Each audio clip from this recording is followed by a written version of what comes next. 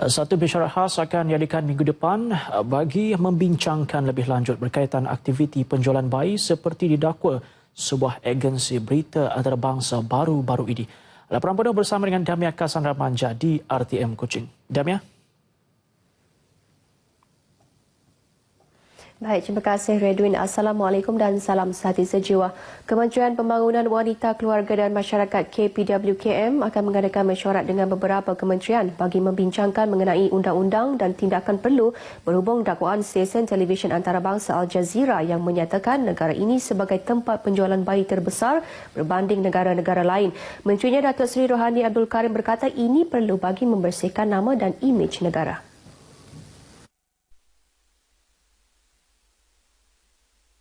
Al Jazeera ditonton oleh bukan saja kita di Malaysia tapi seluruh dunia. Jadi itu yang membuat saya lagi terkilan dan oleh demikian kita mesti memberi fakta yang betul. Dalam pada itu, beliau menyeru kepada pihak polis agar segera melakukan siasatan dan membuat tangkapan dan pihaknya bersedia membantu dalam pelbagai sudut. Datuk Seri Rohani berkata demikian pada sidang media selepas majlis penutupan Seminar Kepimpinan Transformasi Ketua-Ketua Masyarakat Parlimen P201 Batang Lupar di Kuching. Hospital Pakar KPJ Miri yang bakal dibuka pada tahun 2018 bukan sahaja akan menyediakan perkhidmatan yang berkualiti kepada rakyat tetapi akan melonjakkan sektor pelancongan terutama pelancongan perubatan.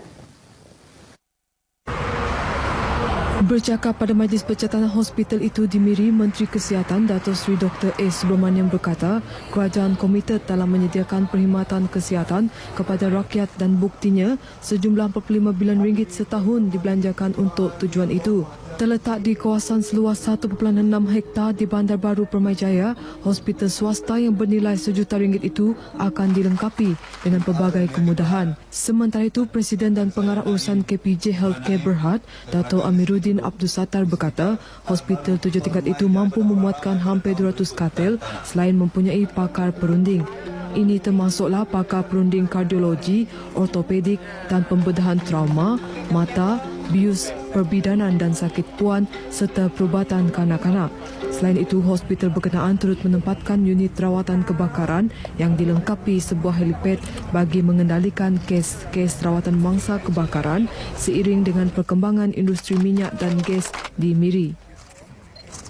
Kerajaan negeri telah menjalankan gerak kerja pembasmian kemiskinan yang lebih komprehensif bagi membasmi kemiskinan tegar. Menurut Menteri Muda Pembangunan, Tenaga Kerja dan Latihan, Datuk Lim Talif Saleh berkata, antara yang dilaksanakan termasuk memberi peluang rakyat termiskin untuk membuka perniagaan sendiri melalui program pinjaman kewangan seperti Amanah Ikhtiar Malaysia.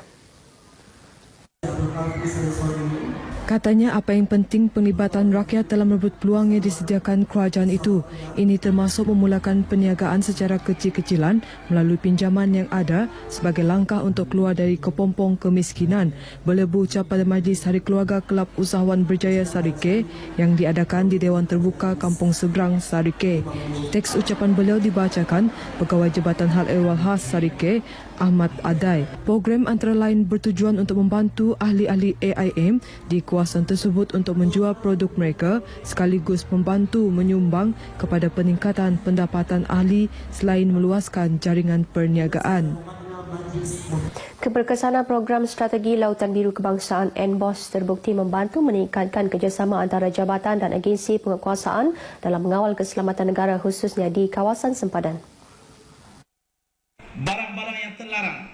Anggota Parlimen Limbang Hasbi Habibullah berkata kerjasama itu penting bagi menangani isu pendatang tanpa izin, pemerdagangan manusia dan penyelundupan dadah dan senjata. Jelasnya kegiatan jenayah rentas sempadan jika tidak dikawal secara maksimum akan memberikan kesan jangka panjang bukan sahaja terhadap keselamatan dan sosial tetapi juga mengancam ekonomi negara. Beliau memberitahu demikian pada Randau Keselamatan Sempadan di Dewan Kampung Pahlawan Limbang. Hasbi menyeru Jawatan Kuasa Kemajuan dan Keselamatan Kampung turut memainkan peranan bersama agensi penguatkuasa bagi menjaga keselamatan di kawasan sempadan. Tambahnya, apa yang berlaku di Sabah termasuk penculikan adalah kesan daripada kehadiran begitu ramai pendatang asing dan isu itu wajar dijadikan iktibar. Baik, saudara, setakat ini dahulu sumbangan berita dari Sarawak untuk lintas langsung N5 petang ini. Dan untuk berita seterusnya, kita kembali bersama Redwin di Angkasa Puri. Silakan.